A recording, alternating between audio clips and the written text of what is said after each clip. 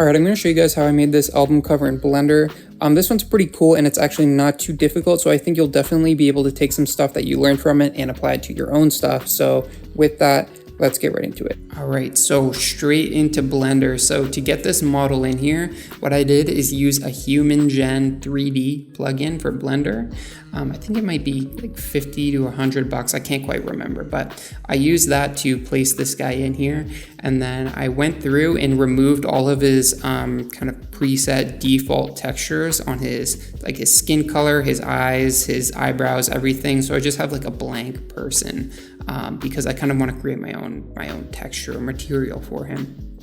So once I did that, I got the camera in there, and then I put the dimensions or the aspect ratio of the camera to be 1:1, 3000 pixels by 3000 pixels, because it's for an album cover. So those are always square. After that, I cut the viewport in two, and if you guys are ever kind of posing someone for an image like this, I would definitely recommend this workflow. You cut your viewport into two, and then have on the left where you're manipulating everything, and on the right is like the camera view. So you can see exactly in real time how your work is looking for the camera, and you don't really have to worry about anything outside the camera. So once I got the camera in there, I immediately put a background because I wanted to have him, first of all, if you're rendering it without a background, it'll come out as a PNG, or you'll see just like darkness, which is not what I want. I want it kind of like on a white background like it is here. And then I also put some light in, I actually put a sun in, because I think that gave me better lighting than just having like a spotlight or just any kind of normal light.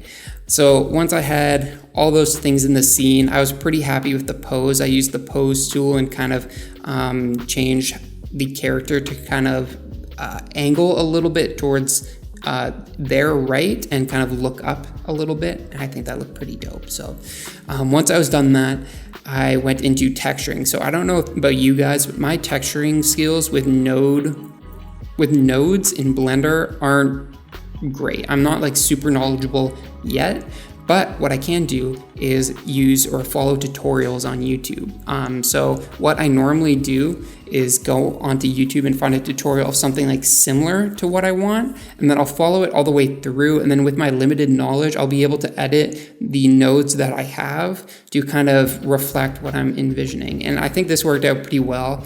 I'm pretty sure all I was looking at here was some kind of like concrete texture, and then what I did was edit it so it kind of broke up the concrete, so it's almost like chunks of it were missing. This is similar to something you'd see like in a museum when they created like those sculptures thousands of years ago, and now there's just like pieces missing out of their chest and their face and stuff. So this turned out pretty well how I liked it. And if you guys aren't great, like you're not pros at node-based material creation in Blender, I would definitely recommend doing something like this where you're following a tutorial that shows you like how to do a texture similar to what you want but not exactly, and then just edit it the best you can. So there you go, a little advice. Don't know if you wanted it, but there you go. So once all this stuff is set up, I got the texture, the camera, the model, the background set up, the lighting set up. The last thing to do to finish this guy off would actually be this kind of red liquid on his head. So to do that, you actually have to simulate fluid in Blender.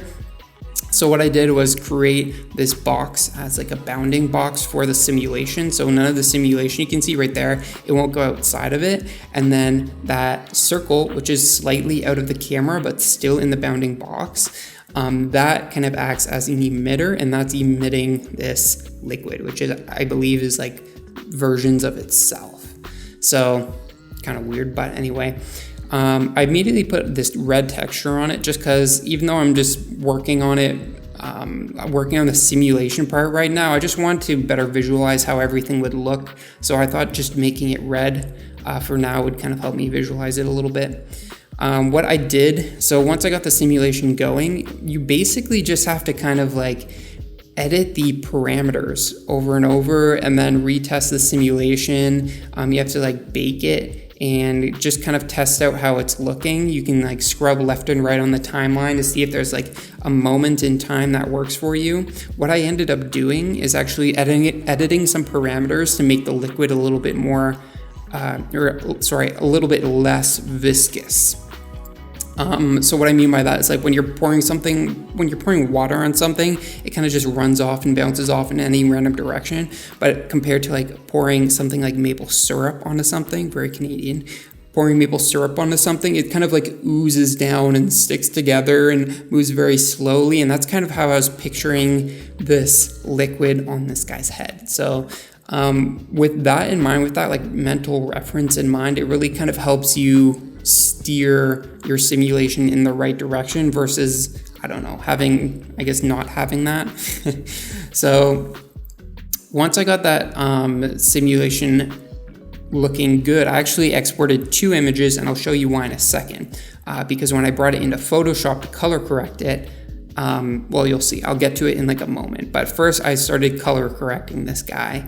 And usually the main things I color correct are like color, obviously, but also the saturation. The main thing I do, I find almost on every project I work on, is creating an S-curve when you're using a curves adjustment layer. So that's when you kind of use that graph in the curves adjustment layer to create an S by adding 2 points in the middle, putting the top one up and pulling the bottom one down. So there you go. Hopefully that helps you with something. So after that, a little bit more color correction, kind of boosting the saturation and stuff like that. I added a background. I actually got that texture off of texturelabs.org, plopped that in there, and then added a filter, a Gaussian blur filter, just kind of to separate the character in the background. And then I put a little slight drop shadow on him. I was like testing out these different like filters and stuff, but I ended up not going with any of them, to be honest. So, but one thing I do want to mention is, hold on. Then I put this vignette on and faded it to like almost 0. But then after that, I want to get to why I rendered out 2 versions of this guy, because there was a very specific image in my head that I was kind of picturing for this character, and like the actual goo coming off of his face, and I didn't get that perfectly. So what I did was kind of so you can see here the 2 images, right? So there's one where it's like dripping off of him like that. Yeah, there we go. So the one I got that I liked had a bunch of drips on his chest and stuff like that and in the air, which I did not like. So what I ended up doing was exporting 2 versions and then kind of just using the brush tool, creating like a mask on the version that I did want, and masking it in. And I kind of did that with the goo on his head too, so it kind of looked more uniform on the left and right, like visually like have the same weight. Once I did that, that was pretty much it. So that's how I made this, guys. If you have any questions, put them in the comments. And if you like videos like this, please subscribe. See ya.